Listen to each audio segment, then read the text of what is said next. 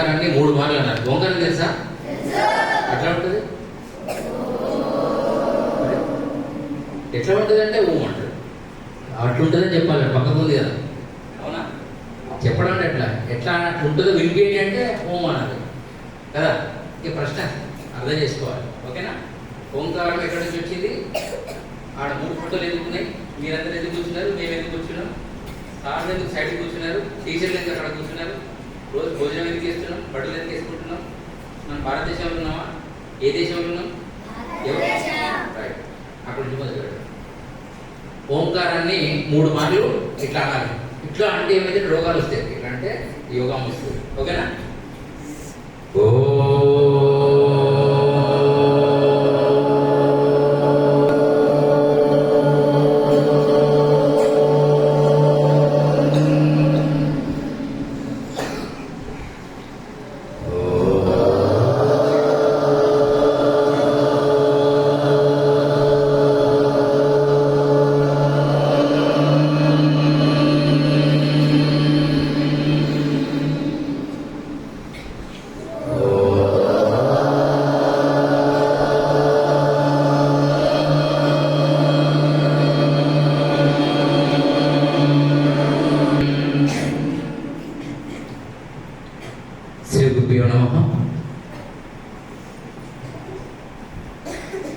గురుర్బ్రహ్మం గురుర్విష్ణుం గురుర్దేవో మహేశ్వర గురు సాక్షాత్ పరబ్రహ్మం తస్మై శ్రీ గురవే నమః. అకాండ మండలాకారం వ్యాప్తం యేన చరాచరం తత్వతం దర్శనం యోగై తస్మై శ్రీ గురవే నమః. సవాకల్పం తరుం వందే వేదశాఖోపజీవితం శాస్త్రపుష్పసమాయుక్తం విద్వద్భ్రానభ్రమరశోభితం. ఓం కృతికి సమానమొకటి గాబోదు లింగవచనమిందులేనలేదు. ప్రణవమందు నిల్చె 14 లోకాలు కాళికాంబకం సకాళికాంబ. మీరన్న ఓంకారము దేనికి సాటి? ఓం కృతికి సమానమొక్కటి కాబోదు లింగవచనమిందులేని లేదు. ప్రణవమందు నిల్చె 14 లోకాలు కాళికాంబకం సకాళికాంబ. ఓం అనే ఆకృతికి మించినటువంటి అత్యంత శక్తివంతమైనటువంటి అక్షరము పరబ్రహ్మము ఈ ప్రపంచంలో 7 14 లోకాల్లో కూడా ఎక్కడా లేదు. కనుకనే అటు ఇటు దేవతలకు మధ్యలో అత్యంత పవిత్రమైనటువంటి అక్షరాన్ని పెట్టడం జరిగింది. చప్పట్లు కొట్టండి.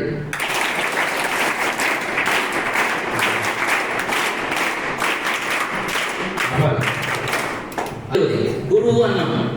గురువు అంటే ప్రధానోపాధ్యాయుడా, టీచరా, స్టూడెంటా, లేకపోతే అటెండరా? ఎవరు? గురువు అంటే అజ్ఞానాన్ని తొలగించేవాడు. ఎవరైనా పర్వాలేదు. అజ్ఞానం అంటే ఏంటిది? అజ్ఞానం అంటే ఏంటి? జ్ఞానం అనేటువంటిది కానిదంతా కూడా అజ్ఞానమే. అంటే పౌర్ణమి అంటే ఏంటి అంటే చంద్రుడు అంటాం, అమావాస్య అంటే ఏంట చీకటి అంటాం. అంతేనా? ఇవి 2 నెలలు ఉంటాయి. అట్లానే మనిషిలో కూడా 2 ఉంటాయి. మనం ఏం చేయాలంటే అర్థము కాని చదువు వ్యర్థము. ఉప్పు కంపూరము పద్యం అందరికి తెలుసా? ఒకవేళ తెలియని కూడా మంచిగా కాదు. ఎందుకు? ఉప్పు కపూరంబు నొక్క పోలిక నుండు చూడ చూడరుల జాడవేరు పురుషులందు పుణ్య పురుషులు వేరయా విశ్వదాభిరామ వినురవేమ. ఈ పద్యం మీకు ఇస్తే ఉప్పు. అట్లానే ఉప్పు కర్పూరము అంటే దేవుడి దగ్గర ఆరాధించే కర్పూరము 2 తెల్లగానే ఉంటాయి. చక్కెర కూడా తెల్లగానే ఉంటుంది. అవునా? ఇలా ఏమి కరెక్ట్ అంటే అన్నీ కరెక్టే. కానీ ఉప్పు కర్పూరం ఒకేలాగా ఉన్నదని మీరు రుచిగా చూస్తే ఏమవుతుంది? ఇది తిమతిమలు ఇస్తుంది, అది ఉప్పు ఉంటుంది, ఇది తీయగా ఉంటుంది. కానీ ఇంట్లో కూడా చదివినట్టు యాక్టింగ్ చేసే వాళ్ళు ఉంటారు, చదువుతున్నామని చెప్పుకొని గొప్ప చెప్పుకునే వాళ్ళు ఉంటారు. ఏమి చదివిన వాడు కూడా ఎగ్జామ్ టైం కల్లా తాబేలు కూదేలు కథలాగా ముదుకొచ్చి వాడు ఫస్ట్ మార్క్ తీసుకునే వాడు ఉంటారు. ఉండరా లేదా? ఉండరా? సౌండ్ లేదు అంటే అందరు ఉండరు అనమాట. తెలుసుకోవాలి. తెలుసుకోకపోతే విద్యార్థి కాడు. తాబేలు ఏం చేసింది అంటే అది ఎప్పుడు మెల్లగా నడుస్తుంది కదా, ముందే బాగా ఫాస్ట్ నడుస్తుంది. ఉరికి ఉరికి ఉరికి తాబేలు కావడానికి ఇంకో 6 రోజులు పడితే నేను చెట్టు కింద పడుతుంది. పడుకున్నాడికి ఎప్పుడు లేస్తుందో దానికి తెలియదు కదా, అలసిపోయి పడుకుంది. ఈ లోపల మెల్లగా బాట దాటేసింది తాబేలు. చూసేసరికి ఆల్రెడీ తాబేలు ఇంకా దాన్ని దాటినప్పుడు కూడా నాకంటే ముందు పోతుంది కదా, నీకు చేరుకోవడం టైం ఇంకా కొంచెం నిద్రపోయింది. ఏమైంది లాస్ట్కి? తాబేలు తీరిన తర్వాత కుదేలు ఇవ్వడం ఉడికింది, ఆయన ఫెయిల్ అయిపోయింది. అట్లా కొంతమంది ఉంటారు అట్లా విధానంలో కూడా ఉప్పు కర్పూరం లాగా ఉంటారు. వాళ్ళు మీరు చూసుకోండి. అలా టీచర్లు కూడా ఉంటారు ఉప్పు కర్పూరం. తెలుసా మీకు? ఒక టీచర్ చెప్తే బాగా ఎక్కుతుంది, ఒక టీచర్ చెప్తే నిద్ర వస్తుంది. వస్తారు కదా? చెప్పండి, అబద్ధం ఆడుతారు. ఎందుకంటే టీచర్ తప్పు కాదు, ఆ సమయం తప్పు. భోజనం రాగానే పడుకునే టైం ఇది. ఈ టైంలో మీకు ఏదైనా రైటింగ్ చెప్పామంటే ఏమైంది? రాయగలడానికి ఈజీ అయితే అదే పాటలు చెప్పామనుకో నిద్ర వస్తుంది. ఎందుకంటే అంతా కదా, అంటే సమయానుకూలంగా సమస్యలు వస్తాయి తప్ప ఆ తప్పు టీచర్ది కాదు, ఆ సమయం. అందుకనే ఫస్ట్ సార్ చేసిన ఎంత ఫాస్ట్గా వచ్చి లేచి చెప్పినా లేదా మీరంతా వెళ్ళిపోయింది ఒక్క దెబ్బకి. అట్లానే ఈ 2 విషయాలు. ఇకపోతే 3వ విషయం చదువు. చదువుకున్న వాళ్ళందరూ గొప్పలు అవుతారా? అవుతారా? కాదు. చదువు లేని వాళ్ళందరూ ఒకవేళ లాభం అవుతారా? కాదు. నాగేశ్వరరావు తెలుసా మీకు?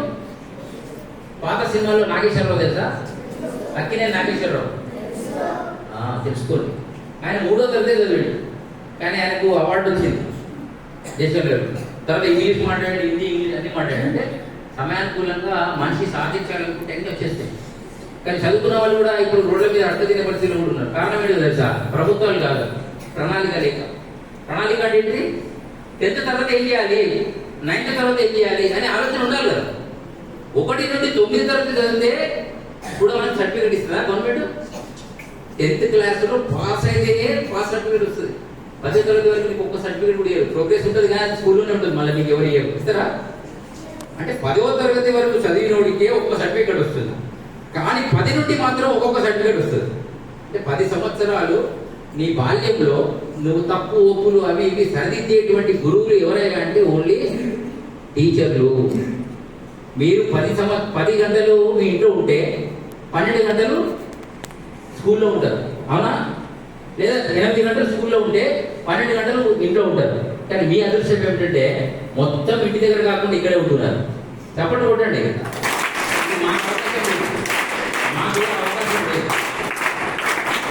మీరు అదృష్టవంతులా మేము అదృష్టవంతులమా? మీరే. ఎందుకు అంటే ఇంటికాడ దొరికే అదే అన్నం ఇక్కడ దొరుకుతుంది, అవునా? అదే పడుకోవడం ఇక్కడ పడుకుంటున్నాం. అంతకంటే మంచి ఆవుపాలు ఇక్కడ తాగుతున్నాం. టీచర్లు పొద్దున్న సాయంత్రం ఇక్కడే ఉంటున్నారు, తప్పు ఒప్పు చేసిన వెంటనే సరి చేస్తున్నారు. కానీ కొంతమంది పిల్లలు బయట ఉండడం వల్ల ఏమైందంటే వాళ్ళకు ప్రపంచ జ్ఞానం ఉంటుంది కానీ ఇంత శిక్షణ ఉండదు. మీరు అదృష్టవంతులు కనుక మీ గురించి మాట్లాడడానికి నేను ఎక్కడో హైదరాబాద్ అని వచ్చిన. మీకు సార్ తెలుసు కదా, వారు కూడా వెళ్ళిపోతామన్నారు. లేదు మీరు కూడా కూర్చోవాలి అని చెప్పిన. ఎందుకంటే వారి ఆధ్వర్యంలో మీ కార్యక్రమాలన్నీ జరుగుతున్నాయి, మీకు కూడా తెలియాలి కదా. ఇకపోతే చాలా మంది 10th క్లాస్ కానీ ఇంటర్ డిగ్రీ బీటెక్ ఏదో చదవాలనుకుంటారు. అవన్నీ చదువులు మీకు తెలియకపోయినా కలెక్టర్ కావాలనుకునే వాళ్ళు చేయాలంటే వీళ్ళంతా వద్దా? కండక్టర్ ఎవరైనా అవుతారు? కండక్టర్ అంటే ఏంటి? బస్సులో కండక్టర్ టికెట్ తీసుకునేవాడు ఉంటాడు కదా, అప్పుడు గవర్నమెంట్ ఉంటే బ్యాగ్ వేసుకోవాలి, పైసలు ఎప్పుడు దగ్గర ఉంటాయి కదా. కండక్టర్కి ఏం తేడా అంటే కండక్టర్ 10th క్లాస్ చదివితే కండక్టర్ అయిపోవచ్చు. కలెక్టర్ 10th క్లాస్ అంటే 3 సార్లు చదవాలి, అంటే 30వ తరగతి చదివితే కానీ వాడు కలెక్టర్ కాడు. అంతేనా? కలెక్టర్ ఏంటంటే ఈ జిల్లా మొత్తం అతని ఆధీనంలో ఉంటుంది. కండక్టర్ అయితే ఆ బస్సు మాత్రమే ఆధీనంలో ఉంటుంది. నీకు బస్సు కావాలా జిల్లా కావాలా? చేయకుంటే జబర్ చెప్పండి కూడా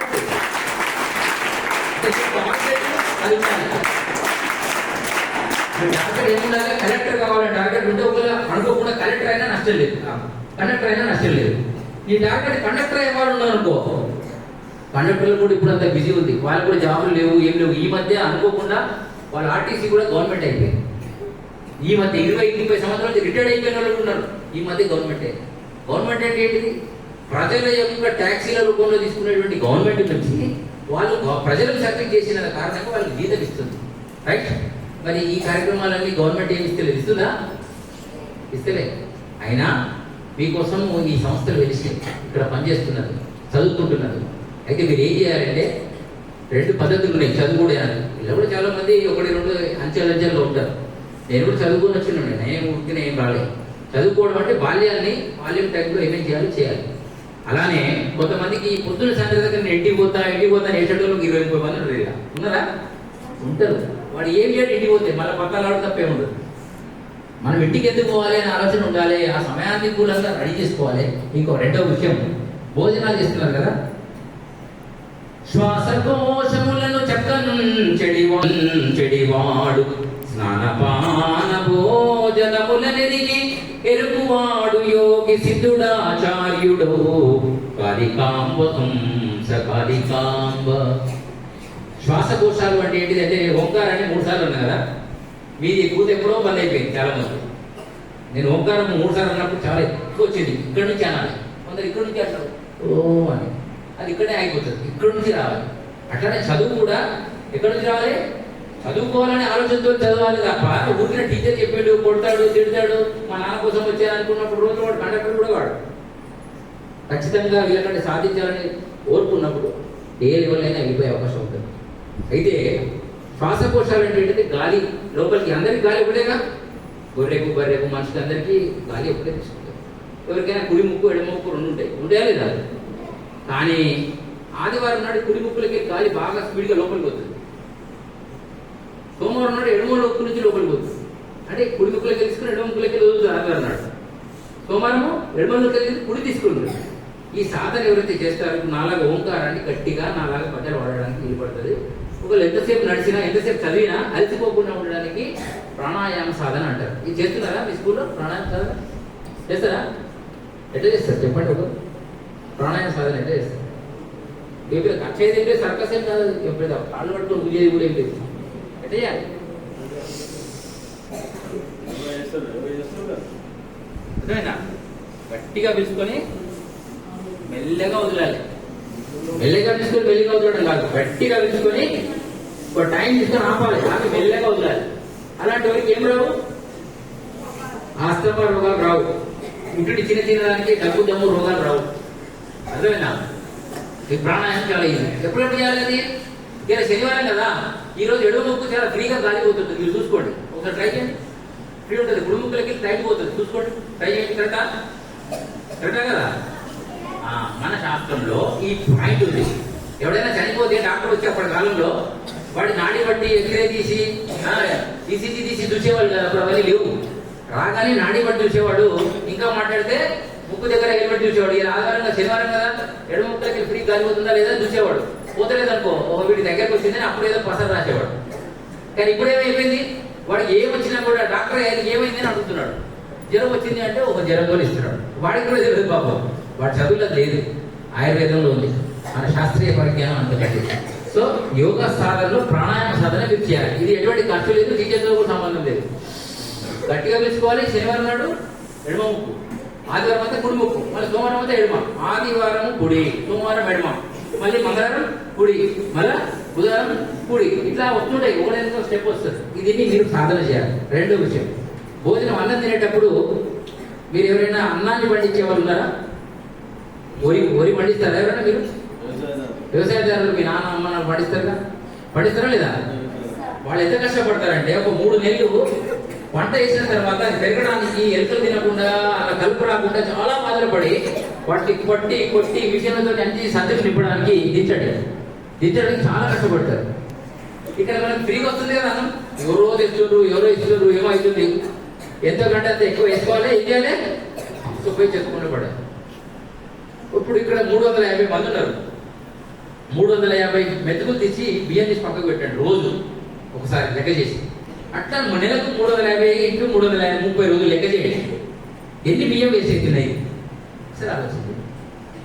పోనీ మనం తిన్నా ఎంగిలి ఎవరికైనా పెట్టాలంటే పాపం జరుగుతుంది కదా. అందుకనే మీకు ఎంత అవసరమో అంత పెట్టుకోండి. ఒకేసారి సడన్ గా మళ్ళీ వస్తుందో రాదు, అన్నం వృధా చేయకూడదు. రెండోది, ఇది కూడా వృధా చేయలేదు. ఏది శ్వాస. ఎందుకు వృధా చేయకూడదు అంటే, మీరు ఒక కారు కొన్నారనుకో, కారు కొనేటప్పుడు ఏం చేస్తారు? ఈ కారు ఎన్ని వేల కిలోమీటర్లు తిరిగింది అని అడుగుతారు. ఎందుకు? అది ఎన్ని వేల కిలోమీటర్లు ఎక్కువ తిరిగిందో ఆ కారు అంత డౌన్ అవుతుంది పేమెంట్. అట్లానే ఎవడైతే ఎక్కువ శ్వాసాలు తీసుకుంటాడో అనవసరంగా, ఎక్కువగా అనవసరంగా ఆవేశపడి, ఇప్పుడు చెప్పింది కదా సార్, ఆవేశపడితే ఏమవుతుంది అనేది, అట్లాంటి సమస్యలన్నీ కూడా మనిషికి వస్తాయి. మనిషి బాగానే ఉంటాడు, శరీరం కూడా బాగుంటుంది, కానీ శ్వాస ఒకటే వెళ్ళిపోతుంది, వాడికి మరణం వస్తుంది. కాబట్టి ఇప్పటి నుంచి మీరు ఆ సాధనలో ఉండాలి. బయట పిల్లలకి మీకు తేడా ఏంటంటే, బయట పిల్లలందరూ కూడా ఊరికే స్కూల్కి వస్తారు, చదువుకుంటారు, చదువుకున్నాడు కాదు, చదువుకుంటారు. వాళ్ళు చదువుకోవడానికి చదువుకోవడానికి తేడా ఉంది. ఇక్కడ శిక్షణతో కూడినటువంటి సంస్కారం వస్తుంది, బయట శిక్షణతో కూడినటువంటి శిక్షలు వస్తాయి. ఆడ సరి అయినటువంటి విద్యలు ఉండవు, అయినా చదువుకుంటారు. అంత తేడా మీ లోపల రావాలి. ఇక రెండోది, ఎవరు కూర్చున్నా ఇట్లా కూర్చోవద్దు, ఇట్లా కూర్చోవాలి. ఎవడైతే ఇట్లా కూర్చున్నాడు ఇంకో సంవత్సరం 5-6 సంవత్సరాలు, ఈ మెల్లగా ఈ వెలుపు వంగిపోయి ఇక వాడికి ఎప్పుడు కూడా అడిగిపోయే తత్వం వచ్చేసి ఇబ్బంది అవుతుంది. అందరికీ అంతే, నాకైనా అంతే. ఇట్లా కూర్చోవాలి చెప్పాలి, అంతే ఇట్లా కూర్చోవాలన్నారు. ఇప్పుడే మీరు వంగిపోతున్నారు, మరి 50కి వచ్చారు కూడా మొత్తం వంగిపోతారు. ఎందుకంటే ఇప్పుడు భోజనం అంతా కెమికల్ ఉంది, కెమికల్ ఫుడే కదా. ఒరిజినల్ బియ్యం లేవు, ఒరిజినల్ పాలు లేవు, ఒరిజినల్ పెట్రోల్ లేదు, ఒరిజినల్ డీజిల్ లేదు, ఒరిజినల్ నీళ్ళు కూడా లేదు, పాలిష్ నీళ్ళు తాగుతాం. మరి ఒరిజినల్ మనుషులు ఎట్లా తయారు? కాబట్టి భోజనం కూడా వ్యవస్థలో ఉండేది. కాబట్టి మనం ఏం చేయాలి? మంచి వాతావరణాన్ని ఆస్వాదించుకునే ప్రయత్నం చేయాలి. ఇక రెండోది విద్య. వినదకు నెవ్వరు చెప్పిన వినినంతనే వేగపడక వివరింపదగున్ కనికల్ల నిజము తెలిసిన మనుజుడెపో నీతిపరుడు మహిళ సుమతి. ఈ పద్యాలు కూడా మీకు తెలుసు, సుమతి శతకం ఇది, అవునా? ఎవడైనా చెప్పంగానే సార్ వాడు నేను తిట్టాడు సార్ అని ఇంకో సార్కి పోయి చెప్పాడు అనుకో పిల్లడు, సార్ వెంటనే రప్పన కొట్టిండు అనుకో, వాడు తన్నడో లేదో విషయం తెలుసుకోకుండా సార్ నన్ను కొట్టినా వాడు ఊరుకుంటాడా? నేను అస్సలు కొట్టలేస్తాడని ఊరుకుంటాడు. తర్వాత వాళ్ళు ఎంక్వైరీ చేస్తే వాడు అనలేదు సార్ వీడే కావాలని చెప్పాడు అన్నాడు అనుకో, అప్పుడు సార్ బాధపడ్డాడు లోపల. వినగానే వెంటనే సార్ కూడా బాధపడద్దు, ఆవేశపడద్దు, మీరు కూడా వెంటనే పప్పుడు మీద వేయకూడదు. కొన్ని రోజులు కొంత టైం ఇవ్వాలి, ఇస్తే ఏమవుతుంది? వివరింపదు. కనికల్లో నిజము తెలిసిన మనుడు, ఒకవేళ అది నిజము తెలిస్తే వాడే అప్పుడు పర్లేదు మనిషి వాడు మంచోడే కరెక్టే అనలేదు అన్నట్టు తప్పు ఒప్పుకుంటాడు. అలాంటి మనకు అటువంటి ఓపిక అనేటువంటి విద్య మనతో రావాలి. ఇక మూడవ విషయం, టైం అయిపోతుంది. దేశం అనుకున్నాం, ఈ దేశంలో ఉన్నామా? దేశం అంటే ఏంటి?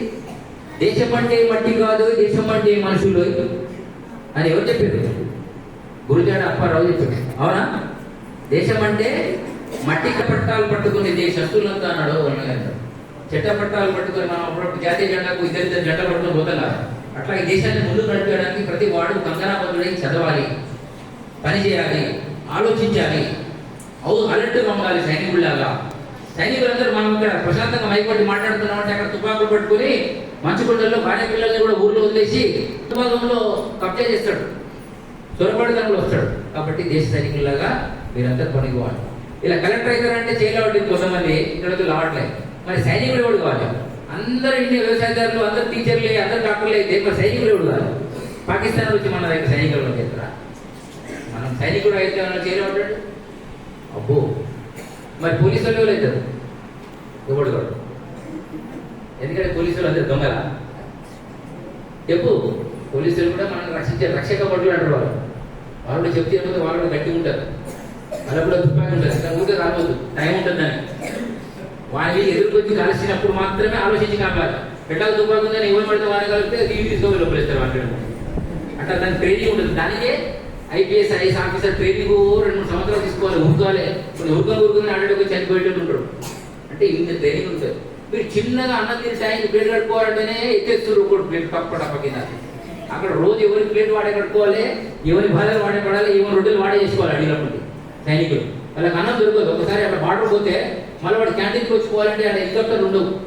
చెట్ల పుట్టి పెట్టుకొని పోయి అన్ని పిండి తీసుకొని పోయి ఎక్కడిదక్కడనే పుల్లగీకి అక్కడిదక్కడనే చపాతీ తీసుకొని తిని అక్కడే బతుకుతుంటాడు.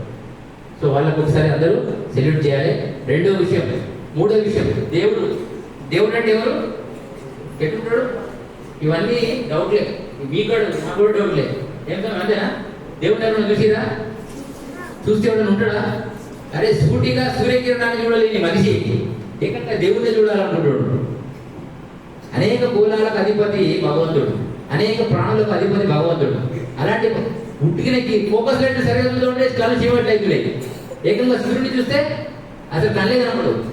కానీ కొన్ని గొర్రెలు మేము దేవుడిని చూపిస్తామంటున్నాయి. గొర్రెలు అంటే మీకు అర్థమైందా? గొర్రె అంటే ఏంటిది? చేసుకుని పొద్దునే ఉంటుంది ఒడ్డు కొట్టు.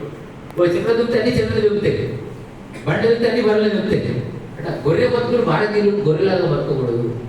గొర్రెలు అంటే ఏంటిది? అనుసరించేదాన్ని గొర్రె అంటే. ఏం అనుసరించాలి? అది ఏదైనా కానీ ఒకటి పోయి చెర దుక్తే అన్ని చెర దుక్కుతాయి. అది ఆలోచన చేయాలి. అలాంటి గొర్రెల మతాలు ఈ దేశంలోకి వచ్చినాయి. మతం అంటే తెలుసా? మతం అంటే తెలిసిన చేరవటండి ఎంతో చూస్తుండ్రు. మతము మత్తు కూర్చు మార్గము కారాదు, తోడేలగుట మంచి త్రోవ కాదు, నరుడే బ్రహ్మ మెరుగ నారాయణుండవును, కాళికాంబ కంస కాళికాంబ. మతము అనేటువంటిది మత్తు పదార్థం లాంటిది. మత్తు అంటే ఎట్లుంటది? మనం సీతాఫలకాయ తిన్నప్పుడు బాగా నిద్ర వస్తుంది, అవునా? బిర్యానీ తింటే కూడా బాగా నిద్ర వస్తుంది, తినగా వస్తుందా కదా? కూల్ డ్రింక్ తాగితే నిద్ర వస్తుంది, ఇంకా మందు తాగితే కూడా నిద్ర వస్తుంది, కళ్ళు తాగితే. మరి ఏది ఇలా కరెక్ట్ అంటే అన్ని మత్తు పదార్థాలు. అలాంటి మత్తు పదార్థాల కంటే ఘోరమైనటువంటి స్థితిని కలిగజేసేది మతము అంట. మతము అనేది మనుషుల ద్వారా వచ్చింది. మనిషి అంటే ఎవడు? నేనే, నువ్వే, నువ్వే. ఒకడు వచ్చి శిలువనే దేవుడు అంటున్నాడు. శిలువ అనే గుర్తు మీద యేసుక్రీస్తును మొదలు తీసుకుని కొట్టిరు. అది దేవుడి దగ్గర గాడిదని అనేటువంటి కొట్టాడు. మన తాత సరిపోతే సమాధిలో పెడతాం. 9 రోజులు 11 రోజుల దాకా పోయిన గద్దె కట్టిస్తాం. 2-3 సార్లు దీపం పెడతాం, మళ్ళీ అడిగి ఓం. ఎందుకు? తాత దయ్యమైంది కాబట్టి అడిగి ఓం. అటువంటి దయ్యాన్ని తెచ్చి వీడు దేవుడు రా చెప్తే ఇదే భారతీయులు కొంతమంది గొర్రెలు ఆ గొర్రెలు అనుసరిస్తున్నాయి. అవన్నీ ఎడారి గొర్రెలు. మరి ఈ గొర్రెలు కూడా ఎందుకు అనుసరిస్తున్నాయి అంటే ఈ గొర్రెలకు ఆ గొర్రెలకు మీకు తెలియదు కనుక అనుసరిస్తున్నాయి. మీరు ఆలోచన చేసుకోండి. బయట ఎడిపోయినా ఫ్రీగా ఇస్తారు. మీ పిల్లలు కనిపించగానే యేసుక్రీస్తే దేవుడు, పాపులను రక్షించబడును. పాపులను ఎవరు రక్షించాలి? పాపాత్ముడు రక్షిస్తాడు. పుణ్యాత్ములు ఎవరు రక్షిస్తాడు? పుణ్యాత్ముడు రక్షిస్తాడు. ఇంతే సమాధానం అక్కడే ఉంది. నా దగ్గరకు ఒక అతను వచ్చాడు. ఏమి సమయం మీరు పెద్ద గుమ్మాలు పెట్టుకొని, పెద్ద ముట్టు పెట్టుకొని, రుద్రాక్షలు వేసుకొని వచ్చారు, మీరు దేవుని చూసిరా? నువ్వు సూర్యుని ఎప్పుడైనా చూసినావా అని అడిగింది. ఆ రోజు చూస్తున్నాడు. ఒకసారి పళ్ళ నాయకులు చూసి ఆయన కింద పడ్డాడు. నేను నా దగ్గరికి పాడలేదు, నీళ్ళు కొంచెం మొహం పెట్టాను. సూర్యుడు చూసినావు అంటే చుక్కలు కనబడతాయి. సూర్యుడికే చుక్కలు కనబడితే మరి దేవుడు ఎట్లా చూస్తారా? వాడు అనంత గోదాలకు అధిపతి కదా. అది అయిపోయింది. 2వ చాప్టర్. మీరు బుట్టు పెద్దది పెట్టుకుంటేనే బుట్ట, అసలు మీరు బుట్టు పెట్టుకుని పుట్టిరా అన్నాడు. వాడు నాతో తెల్ల బుట్టలు వేసుకొని వచ్చాడు. మరి నేను బుట్టు పెట్టుకొని పుట్టలేదు, మరి మీరు బట్టలు వేసుకొని పుట్టిరా అన్నాడు. మరి ఎందుకు వేసుకొని వచ్చినావు అన్నా? ఇక ఆ రోజు నుంచి వాడు ఆ బైబిల్ నా దగ్గర పెట్టి వెళ్ళిపోయాడు. ఇప్పుడు దాకా బైబిల్ చుట్టుకోలేదు. వాడికి కావాల్సింది ఏమిటంటే జ్ఞానోదయం లేదు. వాడు గొర్రెకి 2 నిమిషాల్లో గొర్రె కషాయాన్ని అమ్ముతుంది. పాపం చూడండి, కొంతమంది చికెన్ మటన్ సెంటర్ కూడా కోళ్ళ డబ్బాల్లో పెట్టారు కదా, పెట్టారా లేదా? పాపం వాడికి వెళ్ళేది ఇంకో అర్ధగంట తర్వాత ఎవడొస్తాడో కోసుకుపోయాడు. చికెన్ దగ్గర రాగానే పడితే గొర్రె తీసి పర్ణ కట్ చేస్తాడు. దాని గురించి అప్పటిదాకా గుర్తు ఉంటుంది. గొర్రె కూడా అంతే. మీరు గొర్రెలాగా బతుకుతారో, ఆవులాగా బతుకుతారో, నక్కల్లాగా బతుకుతారో, కుక్కల్లాగా బతుకుతారో మీరు ఆలోచన చేసుకోవాలి. ఈ దేశంలో బతకాలంటే ఎట్లుండాలి తెలుసా? ఎట్లుండాలి? సమయానుకూలంగా నిద్రావస్థలో నుంచి బయటికి రావాలి. వాడు భారతీయుడు. అలాంటి గర్జన చేసినటువంటి వాళ్ళు స్వామి వివేకానంద. ఇదే స్టైల్.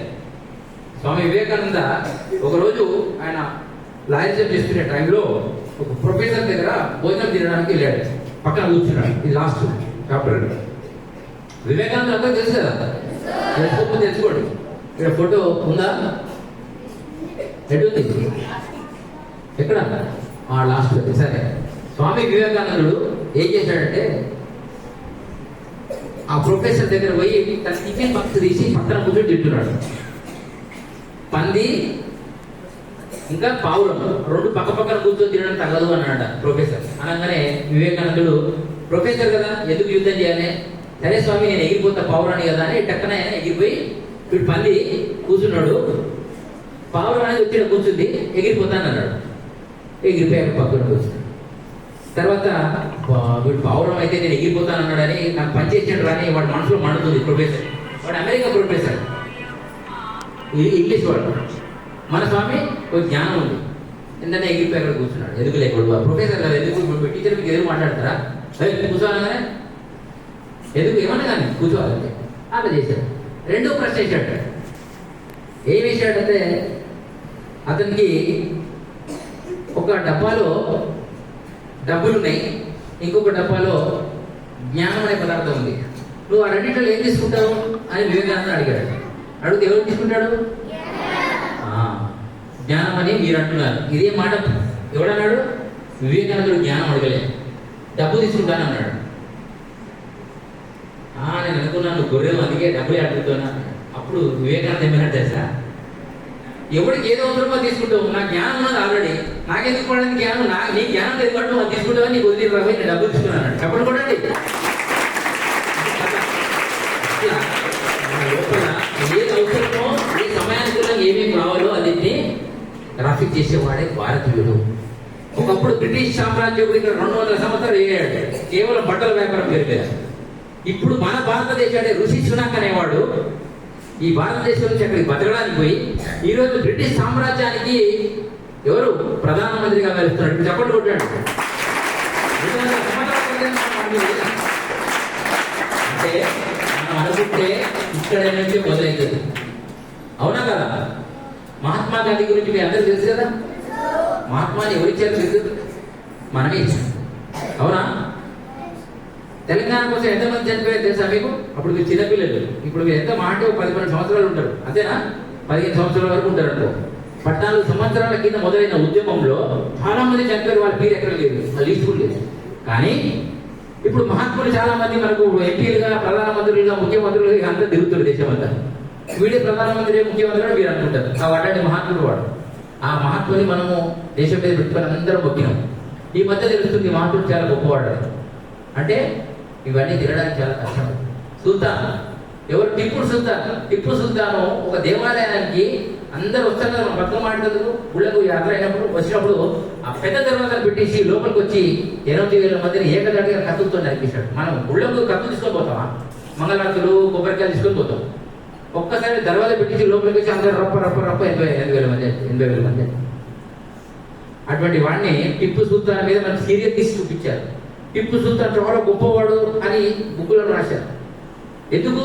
అప్పటి మంత్రులంతా కూడా టిప్పు సుల్తాన్ చుట్టాలు కనుక మనకు ఆ చరిత్ర అనేది వచ్చారు. ఇప్పుడైనా మనం టిప్పు సుల్తాన్ ఎవడో, టప్పు సుల్తాన్ ఎవడో మనం తెలుసుకోవాల్సిన అవసరం. అర్థమైందా? ఇక నెహ్రూ, చాచా నెహ్రూ మన పిల్లల పండుగ చేస్తాం కదా. చాచా నెహ్రూ అంటే చిన్నపిల్లల పండుగ. కానీ చాచా నెహ్రూ వడ్డీ వాటి పిల్లలు పైకి లేపినటువంటి ఫోటోలు కూడా మనం ప్రదర్శనలో చూసాం. అంటే అంత క్రూరమైనటువంటి జాతులతో మన ఈ ప్రపంచంలో. అంటే 200 సంవత్సరాలు బ్రిటిష్ వాళ్ళతో వెళ్ళాం, 800 సంవత్సరాలు మొఘలాయలతో వెళ్ళాం, 75 సంవత్సరాలు అంటే 60 సంవత్సరాల నుంచి 60 సంవత్సరాల దాకా దొంగలతో వెళ్ళాం. మన దొంగలు అంటే మొత్తం ఎంత? 1060 సంవత్సరాల పాటు దొంగల రాజ్యంలో మనం అంతా బతికి ఇంకా మనం హిందూ బంధువు అని తిరుగుతున్నాం. ఈ అమ్మాయికి అయితే బొట్టే లేదు, పాపం చిన్నపిల్ల తెలియదు. మరి ఇంకా కొంతమందికి ఎందుకు లేదు? కానాపాడు అడగగానే వెంటనే బొట్టు పెట్టాలి. అరే మనం చచ్చిపోయిన శివానికి పెద్ద పెద్ద బొట్టు పెట్టి దండలే శాపలు కప్తామే, మరి మీరు ఏం పోయిరా? ఎడిపోతున్నారు మీరు అంతా. కనపడంగానే దొరకంగానే ముఖం కూడా సబ్బు అవసరం వస్తుంది, పౌడర్ అవసరం వస్తుంది, బొట్టు ఎందుకు కనపడుతుంది? మీరు ఎవరు చెప్పిరా? ఈ స్కూల్ ఏమైనా బొట్టు తీయాలి చెప్పిరా? వెంటనే బొట్టు లేదంటే కథం మూఢముఖమే. అది కోతులకు బొట్టుంటాయా? ఆయన పెట్టుకుంటున్నాయి. అవి కూడా సర్కస్లో వాటి కూడా పెడతారు బొట్టు. ఎందుకు? అందంగా కనిపించాలి. మరి మీకే రోగం. ఆ రోగాలన్నీ కొంచెం పెంచుకోవాలి. ఏం పెంచుకోవాలి? పెట్టుకునే కార్యక్రమాలు. ఏగా కలకలు ఆడుతుంటాడు. ఇవన్నీ మన సాంప్రదాయంలోని విధి విధానాలు. అలానే లవ్ జిహాద్ గురించి సార్ చెప్పాడు.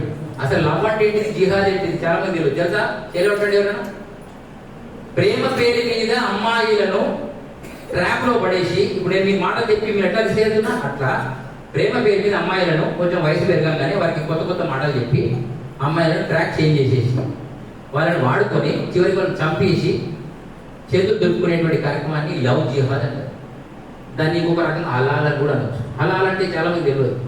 పోచమ్మకాడ, మల్లమ్మకాడ, ఎల్లమ్మకాడ మీ అమ్మ నాన్నలు చుట్టాలు తుర్కాన్ని తీసుకొచ్చి అలా చేపిస్తారు. అలా అంటే ఏంటిదంటే నోరు ఒలిచి దాని నోటు ఉంచాలి.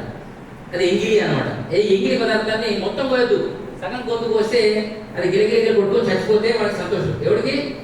టోపీగాడు. టోపీ అంటే ఎవరు? ముస్లిం. అలాంటి లోపల దగ్గర మీ తల్లిదండ్రులు, మీ చుట్టాలు, తాతల పేరు మీద, ముత్తాతల పేరు మీద బక్రీదులు, కందూర్లు, తర్వాత ఉర్సు జాతరలకు పోతున్నారు. అక్కడ బతి సభ్యులు కొనుక్కొని కార్యక్రమాలు పెట్టారు. మీ దాంట్లో ఎవరైనా చెప్పండి చాలా జాగ్రత్తగా. మన దేశంలో దేవుళ్ళు 33 కోట్ల సంతతి ఉంది. అందులో మూలమైనటువంటి వ్యక్తులను ఏం మొక్కుతున్నామంటే ఓంకారాన్ని తీసుకుంటే ప్రపంచంలో అన్ని దేవతలు తీసుకున్నట్టే.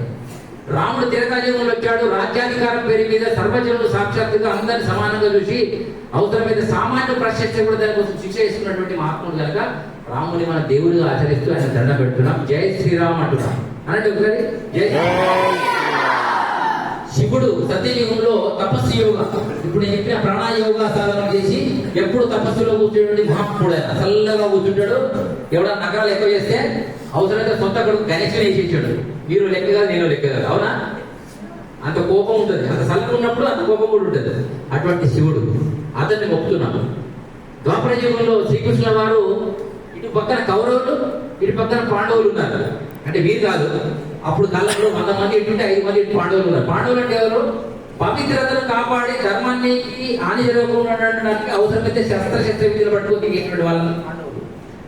ధర్మం గంగలమైనా పర్వాలేదు, ఎవడు ఏంటమైనా పర్వాలేదు, నాకు రాజ్యాధికారం కావాలి, నేను ఎవరిని కొట్టుకోడు పడాలి, ఎవరికి వాడు పడాలి పాండవులు కౌరవులు. ఈ రెండింటికి చెప్పి చూశాడు ఇట్లా మైక్ పట్టుకోవాలి చాలా సార్లు, కానీ ఎవడు వినలేదు. కానీ ఎట్లా వీడు చుట్టమే ఇద్దరు ఎందుకు లేదు, కానీ ఇంకా తయారయ్యారు. ఒకరోజు శ్రీకృష్ణ వారు ఇట్లా పడుకోడు, ఇంట్లో పడుకుంటే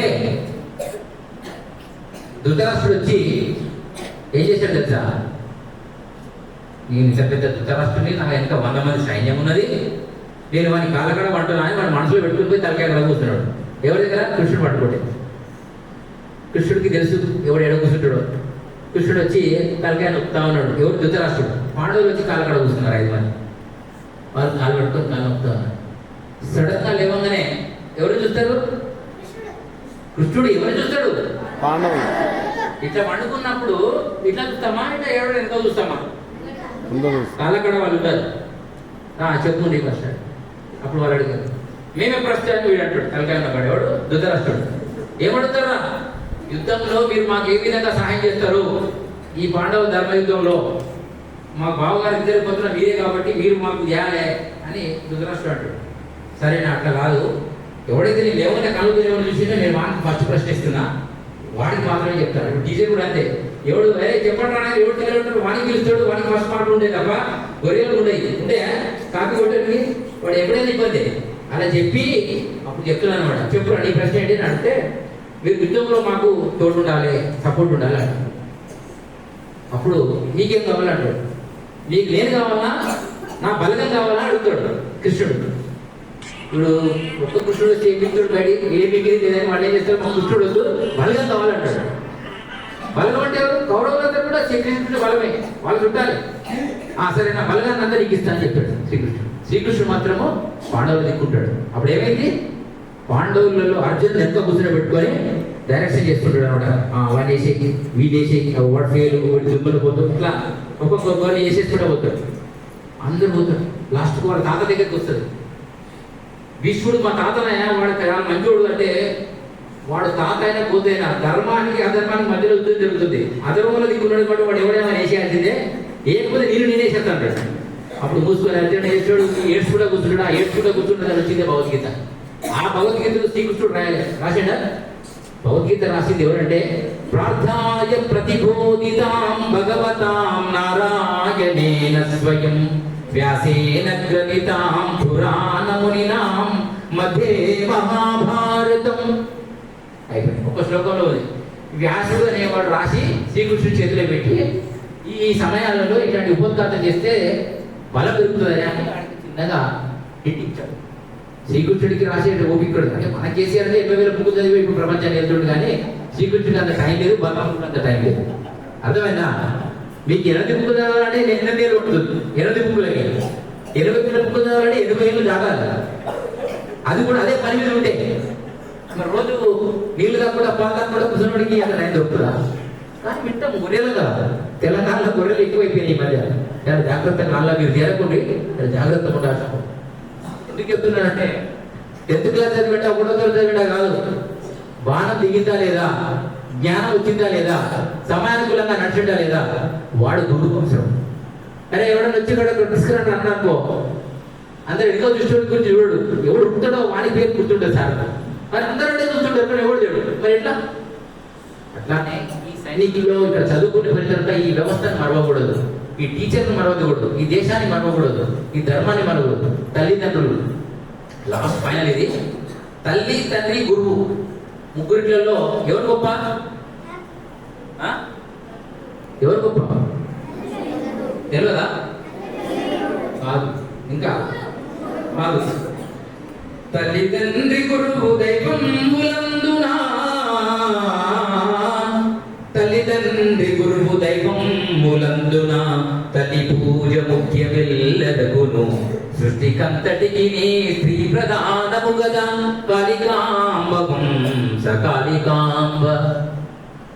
అమ్మ అనే శబ్దమే ఈ ప్రపంచంలో లేకపోతే, అసలు అమ్మనే ఏంటి అయ్యా చూపించకపోతే, అమ్మ అనే శ్వాస అనే రూపంలో, ఈ గాలి రూపంలో అమ్మ అనేది లేకపోతే ఈ ప్రపంచంలో ప్రతి జీవి శవమే. చెప్పట్టుకుంటాడు. దాన్ని ఏమంటారంటే దాన్ని శక్తి అంటారు. ఆ శక్తి శ్వాస రూపంలో ఉంటుంది కనుక మీకు ప్రాణాయామ రూపంలో దాన్ని రక్షించుకుంటేనే మీరు ప్రపంచంలో ఎవరైనా ఎదిరించే దమ్ము ఉంటుంది అనేది దీని యొక్క అంతరార్థం. స్త్రీ అనేది శక్తి రూపంలో ఉంటుంది. ప్రపంచంలో నాన్న కోపం వస్తే పెద్ద ఉరిగేదేం లేదు, కానీ అమ్మ కోపం వస్తే మాత్రం ఇట్లా 5 రోజులు కడుపు మాడుతుంది, చుక్కలు కనబడుతాయి, ఏం చేయాలో అర్థం కాదు, ఉప్పు ఎక్కువవుతుంది, కారం ఎక్కువవుతుంది, ఒక్కొక్కసారి బయట హోటల్ వెళ్దామంటే కూడా రుచించదు, ఆగవాగం అటువంటి తిరుగుతుంది. అమ్మ కోపం వస్తే ఒక చెల్లెకు అక్కకు కోపం వచ్చింది అనుకో, ఏమైంది మనకు కూడా బాధ అనిపిస్తుంది. కానీ ఇక్కడ కొంతమంది ఆడపిల్లలు ఉన్నారు, వాళ్ళను రోజు దండ పెట్టే పర్వాలేదు, అట్లా చెప్పి వీళ్ళు ఆశక్తులు అవుతారు, ఒక్కొక్కసారి వీళ్ళు కూడా పెరిగిపోతుంది. అట్లా ఉండదు. సమానమైన శక్తిని అమ్మవారు శాస్త్ర రూపంలో శక్తి రూపంలో ఇచ్చాడు. అందుకే గాలి అందరికీ సమానమే. కానీ తల్లిగా ఆడపిల్లగా పుట్టిన తర్వాత ఆడపిల్ల లక్షణాలు కాకుండా ఆగమ